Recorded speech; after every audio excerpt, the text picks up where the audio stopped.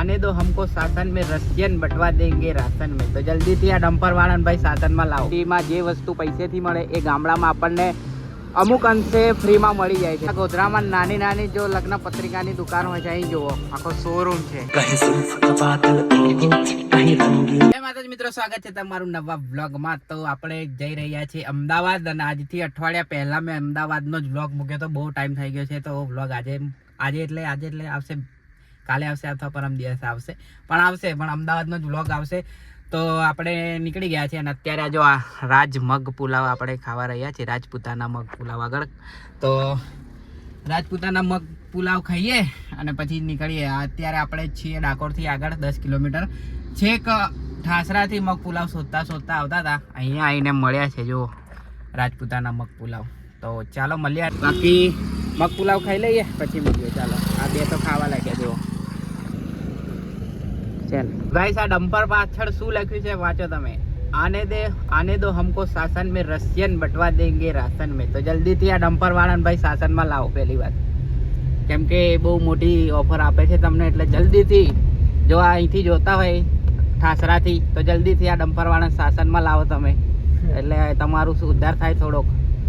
બાકી આપણે ઠાસરા પહોંચી ગયા છે, હજુ તો વ્લોગ સ્ટાર્ટ નહીં કર્યો, આગળ જઈને વ્લોગ સ્ટાર્ટ કરું। આ તો સુવિચાર મળી ગયો આજે સવારમાં મસ્ત, એટલે બતાવવા માટે તમને। જો આ ઠાસરાનું બસ સ્ટેન્ડ વર્ષોથી આવું ને આવું જ રહ્યું। મીરા ગેસ્ટ હાઉસની નીચે મીરા ગેસ્ટ હાઉસ બીજે મારે અને એ નીચે બસ સ્ટેન્ડ। હવે અહીં મગ પુલાવ હોય છે, જોઈએ આગળ। કોણ બે અગરબત્તી વાળો ગયો? સારા એકલા ખાવશે। મગ પુલાવ ખાઈને આપણે નીકળી ગયા હતા અમદાવાદ આવવા માટે, ને અત્યારે છીએ વટવામાં અને ટાઈમ થઈ ગયો છે લગભગ 1 વાગવાનો છે, 10 મિનિટ બાકી છે। અહીંથી અમારે હવે જવાનું છે ઓનલી 10 કિલોમીટર દૂર। તો ત્યાં પહોંચી જઈએ પછી બતાડું, અને ગાડી ક્યાં પાર્ક કરશું હજુ ડિસ્કસ કરશું પછી જણાવીશ।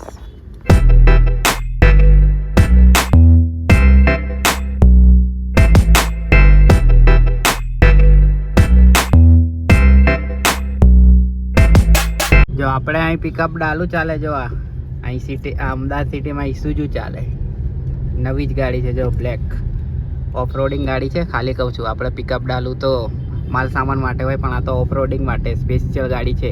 આપણા ઇન્ડિયામાંની કંપની નથી, બહારથી ઇમ્પોર્ટ કરવી પડે। જોઈ શકો છો ને, બ્લેક એકદમ મસ્ત લાગે છે, પણ અટવાઈ જાય છે બધા। ચાલો મળું થોડી વાર, ટ્રાફિક બહુ છે। તો આપણે રેલવે સ્ટેશનની અંદર ગાડી પાર્ક કરી દીધી છે, ને પહેલાં આવ્યા તારે બી અહીંયા જ પાર્ક કરતી ને આ વખતે પણ અહીંયા જ જગ્યા મળી છે। તો જો આ રેલવે સ્ટેશનનું પાર્કિંગ છે, ફૂલ સેફટી। કોઈ આપણે રોડ પર પાર્ક કરીએ તો પેલા ક્રેનવાળા આવીને લઈ જાય, એની કરતાં આ સારું કે કોઈ લઈને 300 રૂપિયા લે પણ ફૂલ હે। અને બીજી થાર એક આવી રહી આપણી, અને એક્સયુવી આવી રહી, 3 ગાડીઓ લઈને આવ્યા છે, પણ અલગ અલગ છે બધી, એટલે રસ્તામાં બતાવી નહીં, બધા અલગ અલગ આવ્યા ને એટલે અલગ અલગ રોડે જો। અને આ ઝૂલતા મિનારા અહીં કંઈક છે કાલુપુરમાં, આ છે કે કયા એ ખબર નહીં મને, પણ આ તો નહીં ઝૂલતા। આપણે અહીં ટિકિટ કરાવી લઈએ પછી જઈએ। તો ગઈ વખતની જેમ આપણે ચાલતા નીકળી ગયા છે બજારમાં ફરવા પાછા। 3 આવ્યા હતા ને 3 જ છીએ, તો ચાલો જોવો છે ને। અને આજથી ધોરણ 10ની એક્ઝામ શરૂ થાય છે, તો તમામ વિદ્યાર્થીઓને બેસ્ટ ઓફ લક, તમે સારી રીતે એક્ઝામ આપો એવી હું ભગવાનને પ્રાર્થના કરું છું। બધા પાસ થઈ જાવ, કોઈ ફેલ ના થાય, બધા પાસ 100% રિઝલ્ટ। બાકી કાકડી ખાવી હોય તો આવી રહી ઇંગ્લિશ કાકડી ને ટામેટા।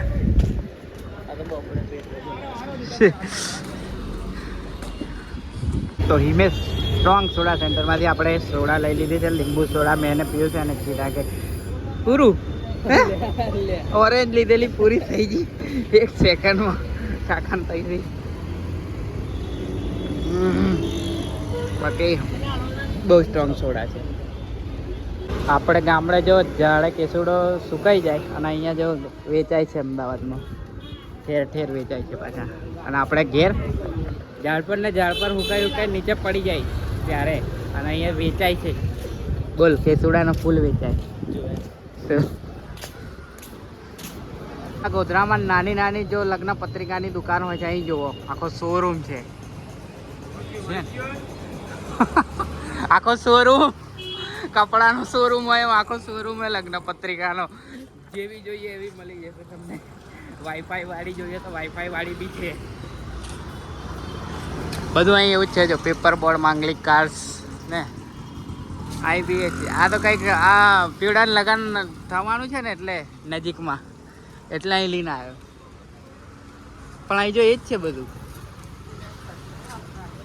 હે તો ગાઈસ અત્યારે આપણું કામ પત્યું છે ને હવે આપણે ગોધરા જવા નીકળીએ છીએ ટાઈમ થઈ ગયો છે 4:05 થઈ ગઈ છે અને આ વખતે એટલું ચાલ્યા કે મારો ચપ્પલ તૂટી ગયા જુઓ છે ને હવે અત્યારે તો નહીં પણ ગોધરા જઈને હવે નવા ચપ્પલ લઈશ કેમ કે હમણાં તો નહીં અહીંથી નહીં લેવા આપણે ત્યાં જઈને લઈશ બાકી બહુ ગરમી થાય છે એસી ફૂલ કરી રાખી છે જો પણ પવન હજુ નથી ઠંડો થયો ગાડી તાપમાં હતી ને એટલે તો ચાલો નીકળ્યા પછી મળું થોડી વારમાં પેલા દિવસ તો રાત્રે ચડેલા એટલે કંઈ દેખાતું નહોતું બરાબર પણ આજે જો છે ને આખો તો એકદમ આમ સ્લેબ છે સીધો એની ઉપર બી પાર્કિંગ છે જો બ્રિજ ઉપર બી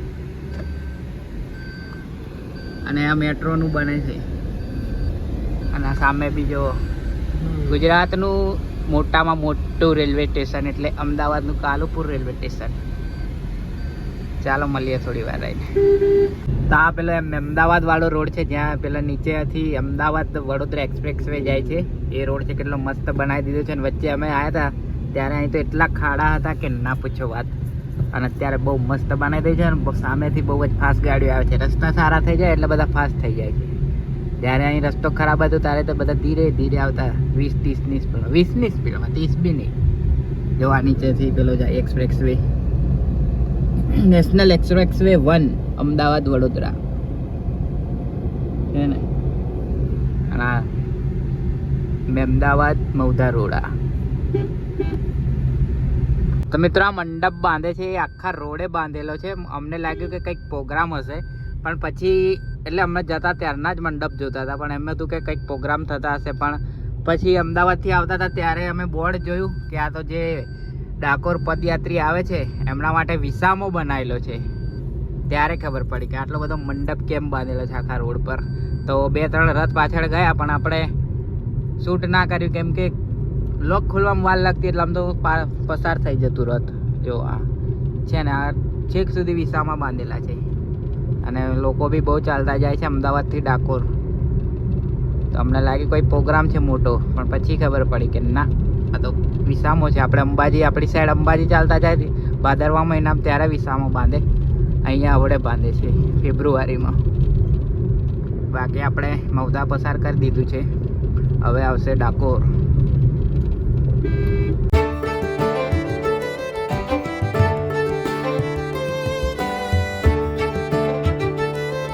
તો ગાઈસ કાલે સાંજે તો રાત્રે 8 વાગે આપણે ડાયરેક્ટ દુકાન આવ્યા હતા અને બધો સ્ટોક ગોઠવી દીધો હતો અને આજે બીજો દિવસ છે અને બીજા દિવસમાં બી સાંજ પડી ગઈ છે સાંજના કેટલા વાગે છે જુઓ ઓલમોસ્ટ 7 વાગવાના છે 7 વાગવામાં 10 મિનિટ બાકી છે અને બીજા આપણે જે ન્યૂ પેન્ટ લાવ્યા હતા મોમ ફિટ બેગી અહીંયા મૂકી છે કેમ કે અલગ રાખીએ અને બીજો આપણા શર્ટ હતા એ બધા ગોઠવી દીધા હતા કાલે રાત્રે જ અને અત્યારે હું આ બધો કચરો છે એ બધું આ બેગમાં ભરું છું પ્લાસ્ટિક થેલીઓમાં કેમ કે બહુ જ કચરો થઈ ગયો છે તમે જોઈ શકો છો તો આ પ્લાસ્ટિકની થેલીઓ આપણી પડી જ છે એમાં તો ભરી દઈએ અને જે કોઈને જો નાસ્તો કરવા માટેની ચમચી જોઈતી હોય અહીંયાથી લઈ જજો બહુ સ્ટોક છે જો આ પડી બીજી આ પડી અમે પેલી ઉપર દુકાનની ઉદ્ઘાટન કર્યું ને ત્યારે બહુ લાવ્યા હતા તો એ યુઝમાં નથી લીધી તો આ જો બધું પેકમ પેક પડી જ છે તો ચાલો પછી થોડી વાર રહીને મળું હવે સવારે એક વસ્તુ બતાવું તમને તો છે ને લાઈક શેર ને ચેનલને સબસ્ક્રાઇબ ના કરીને તો સબસ્ક્રાઇબ જરૂરથી કરજો તો ગાઈસ રાત્રે કીધું હતું એમ કે તમને એક વસ્તુ બતાવું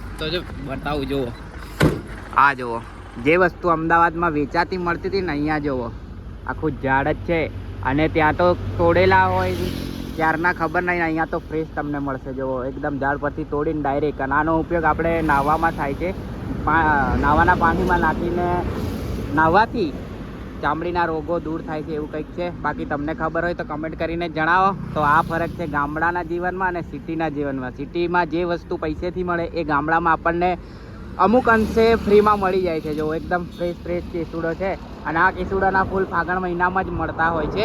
બાકી છે ને મસ્ત મજાનો કેસુડો છે ને, એક આ છે, પછી એક આ રહ્યો પાછળ જેવો એ છે.